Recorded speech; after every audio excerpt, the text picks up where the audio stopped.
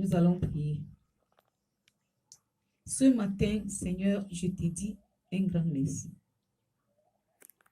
Tu m'as fait connaître à quel niveau tu m'aimes, à quelle dimension tu m'aimes.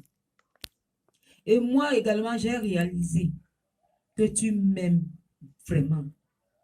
Et que l'amour que tu portes envers moi, ma personne, est différent de tout ce que je peux rencontrer sur mon chemin. Je viens te dire merci en ce moment. De la même manière, mon frère et ma soeur, connectés à moi en ce moment, après cet enseignement, réalisera que tu l'aimes véritablement et parfaitement. C'est la raison pour laquelle ensemble, nous te disons merci ce matin. Un merci vrai, un merci qui sort d'un cœur vrai, sincère, pur.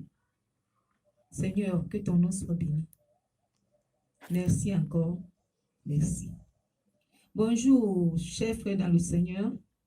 Bonjour, bien-aimés. Bonjour, tout le monde entier. Ce matin, le thème de mon message, c'est que ce que j'ai réalisé, ce que j'ai, moi, toi, qui est connecté, qui m'écoute, ce que j'ai réalisé, ce que tu as réalisé, ce que nous avons réalisé. Qu'est-ce que nous avons réalisé? J'ai réalisé que Jésus m'aime. Tu as réalisé que Jésus t'aime. Pour arriver à ce niveau, de comprendre la profondeur de cet amour et de le vivre, pour enfin témoigner que Jésus t'aime. Pour enfin témoigner que j'ai réalisé, que tu as réalisé que Jésus t'aime, tu es passé par beaucoup d'étapes. Quand tu rassembles toutes ces étapes, quand je rassemble toutes ces étapes, dans ma compréhension humaine, qui est unie à la compréhension spirituelle, ma compréhension humaine qui est ouverte par le Saint-Esprit, et quand je regarde avec mes yeux charnels, qui ont reçu le Saint-Esprit, je comprends, je constate, je vois que Jésus m'aime. Ce n'est pas une manière de parler seulement. Ce n'est pas une manière de dire comme les autres disent. Dans tout ce qui me contourne, dans tout ce qui s'est impacté en moi, dans ma vie, pour dire ce matin, en cet instant, que ce que j'ai réalisé, Jésus m'aime. Quand je parle de l'amour de Jésus, je ne suis pas loin de l'amour de Dieu véritable, Jéhovah. Je parle également de l'amour de ce Dieu. Le même amour que Dieu m'a aimé, que Dieu m'aime, c'est la même manière que Jésus m'aime également. Jésus, qui est mon sauveur, Jésus, qui est mon Seigneur, qui est mon frère, qui est mon époux, Jésus, qui est mon maître, mon directeur, mon orientateur, mon guide, mon berger véritable, Jésus qui est ma lumière, même. De la même manière comme le Père m'aime. Alors, je le dis avec sincérité de cœur, comme toi tu vas également le dire ce matin, pour qu'ensemble avec toi et moi, nous tous, nous disons un merci vrai à notre Seigneur Jésus, à notre époux Jésus. L'amour de Jésus ne prend pas seulement une partie de ma vie, ni une partie de mon être, ni une partie des membres de mon corps, mais l'amour de Jésus prend toutes les parties de mon être, de toutes les parties de mon corps, mon âme et mon esprit. Alors je ressens cet amour dans toute mon existence, dans tout mon être. Et je peux dire ce matin devant Dieu, devant les dominations, les autorités, les principautés, devant la nature, que j'ai réalisé. Ce que j'ai réalisé, c'est que Jésus m'aime. Pourquoi cette confirmation? Pourquoi cette confession véritable?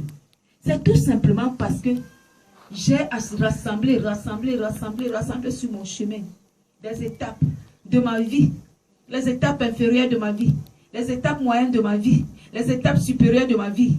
Et j'ai vu, j'ai vécu, j'ai réalisé, j'ai compris, j'ai écouté, j'ai senti, j'ai ressenti l'amour vrai de Jésus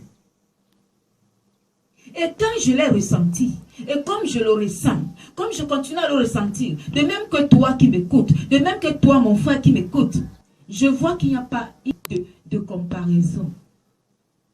C'est la raison pour laquelle ce matin, je me suis tenu debout pour lui dire merci ensemble avec toi.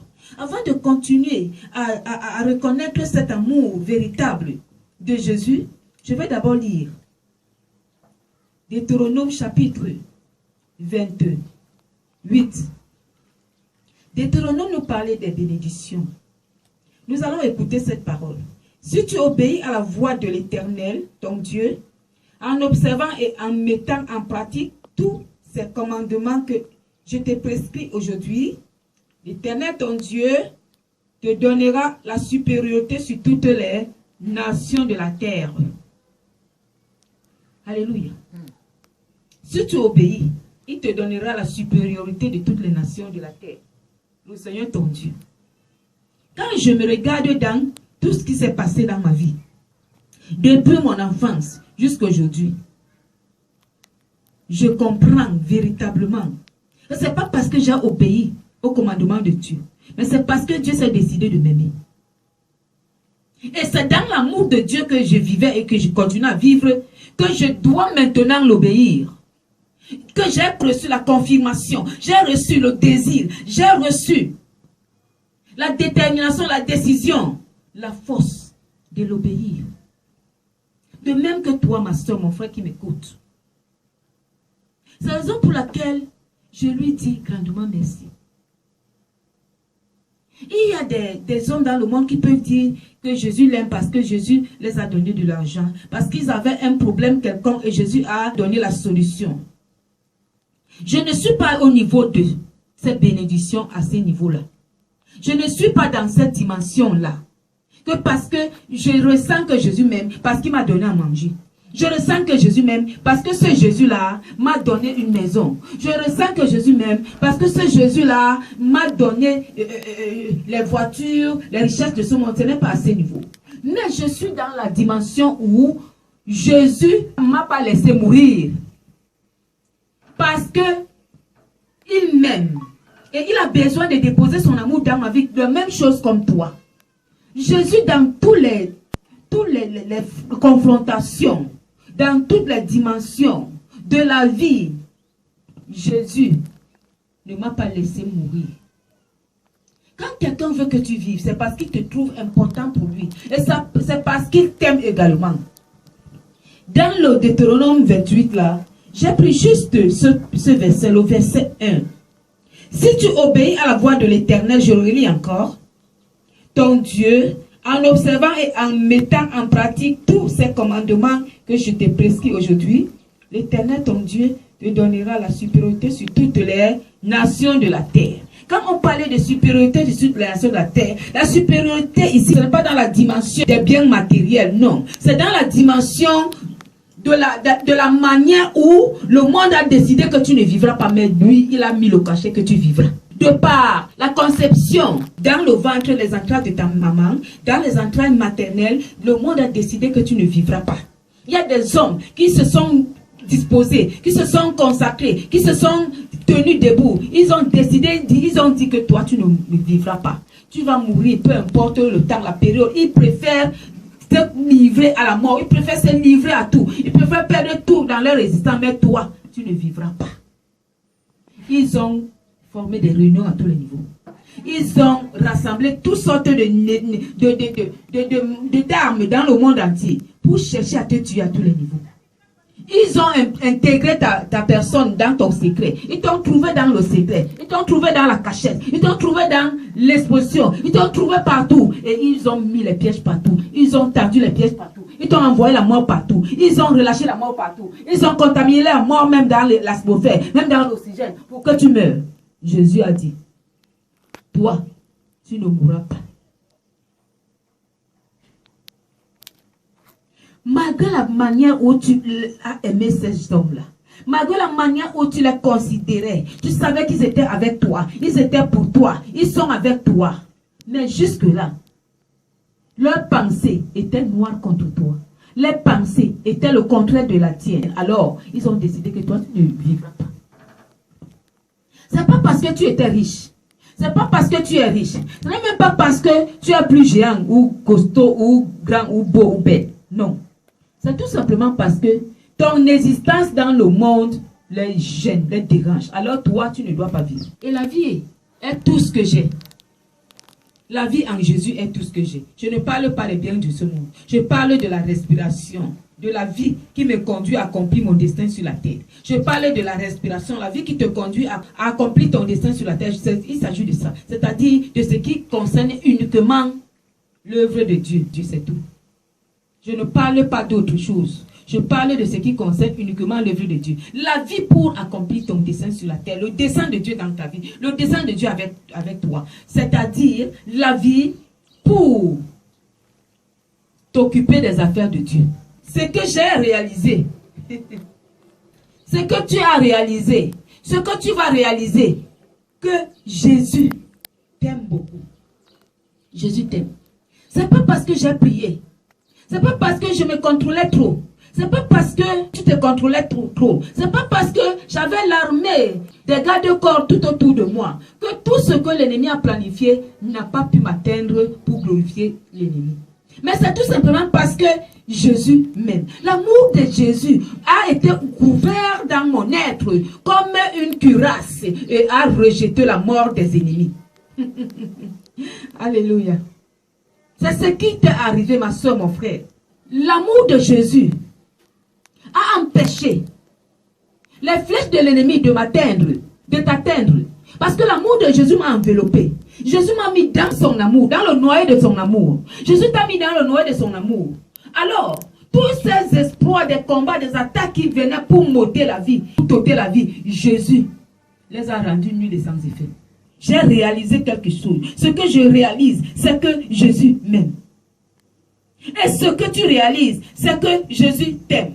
Quand tu vas réaliser cela ainsi, tu vas comprendre que tu n'es pas de ce monde. Tu n'appartiens pas à ce monde. Tu ne dois pas regarder comme les gens de ce monde. Tu ne dois pas entendre comme les gens de ce monde. Mais tu dois comprendre que tu dois entendre, faire et réagir comme les hommes venant du ciel, venant de la part de Jésus. Tout ce que tu as besoin de chercher, c'est que Jésus demeure avec toi. Quand Jésus t'aime et que tu as compris cela, tu as reçu cette connaissance. Ce qui te reste à faire, c'est de demeurer dans l'amour de Jésus. Pour demeurer dans l'amour de Jésus, qu'est-ce que tu fais? Tu disparais. Et Jésus apparaît à tous les coups, à tous les niveaux. Beaucoup réalisent cet amour dans du fait que ils n'étaient rien, ils étaient pauvres et misérables selon le monde. Aujourd'hui, ils sont devenus riches. Mais je vais te dire ce matin, ma soeur, mon frère, que quand Jésus t'aime, l'amour de Jésus est au-delà de la richesse de ce monde. L'amour de Jésus est au-delà. 1 milliard d'enfants que tu peux accoucher dans tes entrailles. Quand tu as l'amour de Jésus, tu es complet. Si tu envies quelqu'un parce qu'il a les enfants charnels, ou bien parce qu'il a les biens charnels, alors c'est que tu ne sais pas ce que tu fais. Tu ne sais pas ce que tu dis. Là où je suis, ce qui peut influencer ma vie, c'est seulement l'amour. Si je vois une personne aimée à une dimension incompréhensible par l'entendement et la compréhension humaine et charnelle, je vais l'envier. Je vais envier la personne. Mais si quelqu'un est comblé des choses de ce monde, je ne peux pas l'envier parce que ces choses-là vont périr. Mais l'amour ne périt pas. Quand je vais le voir manifester l'amour véritable et que l'Esprit de Dieu en moi me convainc que cet amour-là est vrai, je vais l'envier, pas pour le combattre, mais pour que Dieu soit béni. Je vais glorifier Dieu au travers de lui. Ma soeur, mon frère, pendant que tu comprends que Jésus t'aime, tu dois demeurer en lui. Épître de Jean chapitre 17, là où Jésus a prié pour toi, pour moi, pour nous. Qu'est-ce qu'il a dit? Il n'a pas dit à son père, Père, comme je vais vers toi, donne les richesses, les voitures, les maisons, les jets privés, les avions à mes enfants, mes brebis. Mais il a dit à Dieu, préservez-les du mal dans le monde. Je quitte ce monde, je les laisse dans ce monde. Ils sont encore dans le monde. Pourquoi ils sont encore dans le monde? Parce qu'ils ont des affaires de Dieu à gérer, à s'occuper. Alors, préservez-les du mal. Préservez-les du mal. Il n'a pas dit que enrichis-les. Je ne suis pas contre la richesse charnelle. D'ailleurs, c'est bien, ce sont les éléments que Dieu nous donne pour accomplir sa mission sur la terre des vivants. Mais je suis en train de parler d'une richesse éternelle qu'on appelle l'amour. L'amour qui ne périt pas. Il a prié pour moi, il a prié pour toi. Un fils de Dieu, un roi des rois, un seigneur des seigneurs, qui est au-dessus de tous les rois des rois et des seigneurs, qui est le premier. Il n'y a pas le deuxième, ni le cinquième, le millième. Il est le premier, qu'on appelle Jésus-Christ. Et lui, il prie pour moi, il prie pour toi, il prie pour nous. Comment je ne dois pas comprendre l'amour de Jésus dans la dimension où mes nerfs doivent circuler avec cet amour en tant que la vérité? Alors, ce matin, j'ai réalisé encore. Dans l'intimité avec Dieu. Entre dans cette intimité. Entre dans le secret avec Jésus. Ce n'est pas pour aller faire 40-50 jours dans la chambre. Il suffit seulement d'une seconde où tu es connecté et le Saint-Esprit de Dieu te ramène à vivre certains instants qui sont passés de ta vie où Jésus a pris la première place pour dire que c'est sa parole qui reste la première et la dernière dans ta vie. C'est sa parole qui gouverne ton existence. C'est sa parole. Peu importe les paroles qui peuvent se multiplier dans les 4 coins du monde entier pour s'abattre sur toi. La parole de Jésus les met nulle et sans effet. Alors, toi et moi, nous pouvons réaliser l'amour de Jésus. Et qu'est-ce qu'il a encore fait au-delà de ce qu'il fait tous les jours dans ma vie, dans ta vie? Quand le matin arrive, tes ennemis, mes ennemis, mettent les oreilles dehors comme les antennes paraboliques pour écouter, comprendre, chercher. Si c'est encore réveillé le matin, est-ce que c'est encore levé ce matin? Mais c'est que tu meurs, tu quittes, tu disparais de l'existence de la planète Terre. Alors ma soeur, mon frère, il n'y a aucune raison que tu dois rester ignorant ou ignorante de l'amour de Jésus dans ta vie. Il n'y a aucune raison que je peux rester ignorant ou ignorante de l'amour de Jésus dans ma vie. Je vais dire que au niveau où tu as ressenti un changement particulier dans ton être par rapport à l'existence de la présence de Jésus-Christ dans ta vie, tu peux témoigner ce matin avec moi que Jésus t'aime. Tu peux dire en ce moment que tu as réalisé que Jésus t'aime. Alléluia. Il a posé sa paix dans ton cœur. Il a posé sa paix. Il a dit que ton cœur ne se trouble point. Il a vu que, étant dans le noyau de l'amour, il peut arriver que les sensations charnelles te conduisent à ressentir les effets néfastes de la haine du monde. Quand tu les ressens donc, il a mis un dépôt qui va te maintenir à cet amour pour ne pas te déplacer ou changer de couleur. Parce que l'amour de Jésus te donne une couleur imperméable. Et pendant que tu reçois cette couleur, c'est pour que rien n'y entre dedans, parce que ça ne se mélange pas. L'amour de Jésus est particulier, ça ne se mélange pas. Quand c'est en toi, ça prend le pouvoir de la forteresse, c'est-à-dire pour te couvrir, t'entourer, te sceller. Alors, j'ai réalisé ce matin, j'ai réalisé que Jésus m'aime. J'ai réalisé que l'amour de Jésus-Christ, c'est tout ce qu'il me fallait. Et quand Jésus t'aime, Jésus attend un retour. Parce qu'il y a plusieurs qui savent que Jésus les aime, d'une manière ou d'une autre.